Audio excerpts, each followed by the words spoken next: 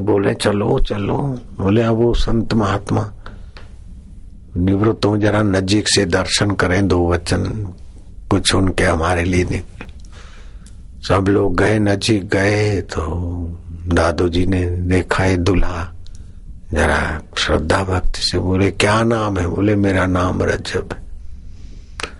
दादू जी ने कहा रजब तूने गजब किया, माथे बांधा मोर, आया था हरि भजन को चला नरक की ठोर, अब तो फंसने जा रहा है।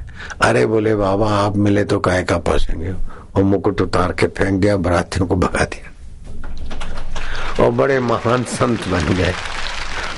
खाली एक जरा सा सत्संग मिला, आपने तो तालियां बजा दी, फिर क्या? आप तो फिर वही करोगे, वही खाओ पियो और झूठ कपट ये मेरा तेरा, बस तालियां बजाने से क्या हो जाता है? आपको क्या असर होती? ऐसे दूसरा एक कवि था, दादू दीनदयाल जी के पास आया, उसने देखा बड़ा प्रभावशाली है लेकिन कविताएं इश्क की गाता है, लवर लवरियों की, नैन का चैन चुरा कर ले गई, ऐसी गाता। तरस आई इस दादू जी को। अरे बोले इतना कंठ मधुर, इतना रूप लावण्य मधुर, अरे हाड़ मास की प्रीति वाली विकार, काम विकार पैदा करने वाले गीत गाता है यार। तो राम रस पैदा करने वाले भजन गाने को पैदा हुआ है, काहे को अपनी वाणी को दुष्ट चिंतन में लगाता है, खुद भी डूबता है, दूसरे भी डूबेंगे गद्दी बातें सुनकर। भगवान के भजन गाना शुरू करना, ले भजन की चौपड़ी, और फिर तो भगवान के भजन में ऐसा चस्का लगा कि महाराज उसने भी भगवान के नाम का खूब प्रचार करके कईयों को तारा। तो ऊर्जा, एनर्जी, सद्विचार सबके पास है, बुराइयां भी है, जैसा संग मिलता है वो पनप जाती।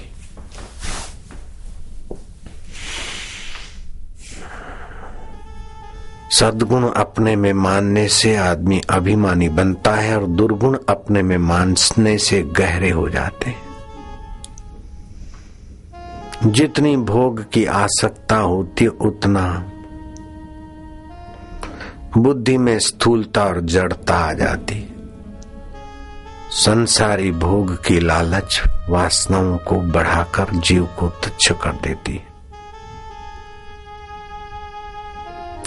लेकिन उस भोग की वासना को मिटाने के लिए ऐसे दिन कब आवेंगे कि मैं आत्म सुख में तृप्त रहूंगा? ऐसे दिन कब आवेंगे कि सुख और दुख मेरे को स्वप्न लगेगा? ऐसे दिन कब आवेंगे कि मेरा चिदघन चैतन्य और बाहर व्यापक चैतन्य एकाकार है? मुझे उस भगवत सुख का, भगवत ज्ञान का प्रसाद भगवान की कृपा से मिलेगा।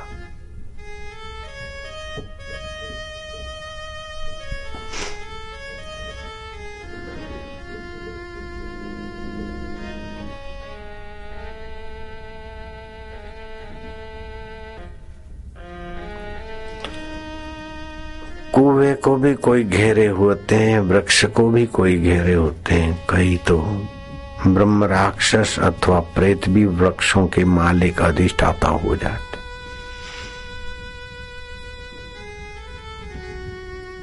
एक जगजीत पंडित दोपहर को वृक्ष के नीचे सोया तो दो ब्रह्म राक्षस लड़ रहे थे। बोले मेरी जगह है, बोले चल रे मेरी जगह है। कैसे तेरी जगह कि मैं पहले रहता था। बोले अब तुम्हारे हमारे दोनों के बीच में अब ये तीसरा आया है, ये जा रहा है समर्थ रामदास से भिड़ने को। मैं विद्वान हूँ, ये भी मरेगा, फिर ये यहाँ सोया है, इधर भी इसकी वासना बनेगी, ये आएगा, फिर अपन तीनों यहीं रहेंगे।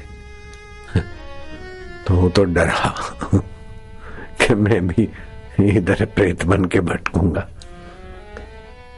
एक विस्तार से कथा मैंने सुनाई थी। तो कभी कभी वृक्ष के भी कोई मालिक बन के बैठते हैं, किसी एरिया के भी कोई स्वामी बन के बैठते हैं।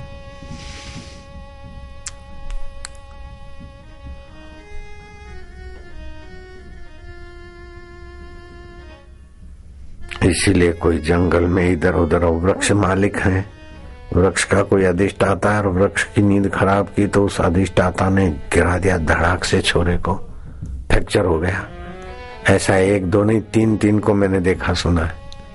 तो मानना ही पड़ता है, विवश होकर मानना पड़ता है। अगर आपको इसकी सच्चाई पर विश्वास न हो तो आप किसी रात को जाके पीपल पे चढ़ो या पीपल को हिलाओ, फिर देखो क्या होता है। एक आध पीपल छोड़ दे, माफ कर दे, तो दूसरा नहीं तो तीसरा पीपल देवता आकर तुम्हारा गला घोंटेगा। इसीलिए ये प्रयोग न करो, खाली मान लेना।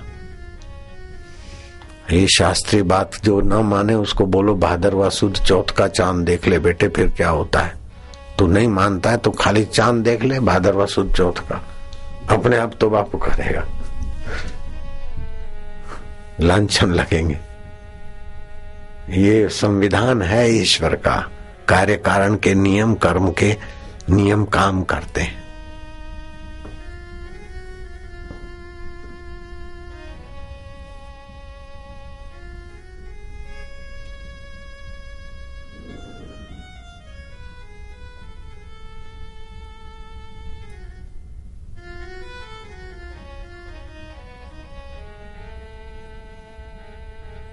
राजस्थान में एक हो गए केताजी महाराज, उनके पास शिष्य आए दीक्षा दे। अरे बोले क्या दीक्षा ले, जरा रुको देखेंगे।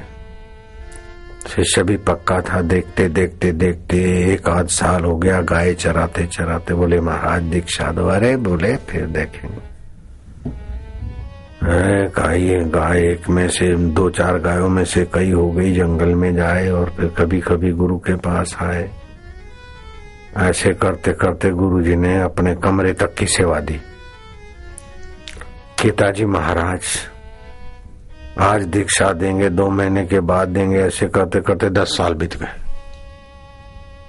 गुरुजी भी धड़ाधड़ थे और चेला जी भी पक्का, चेला जावे नहीं और गुरुजी दीक्षा देवे नहीं।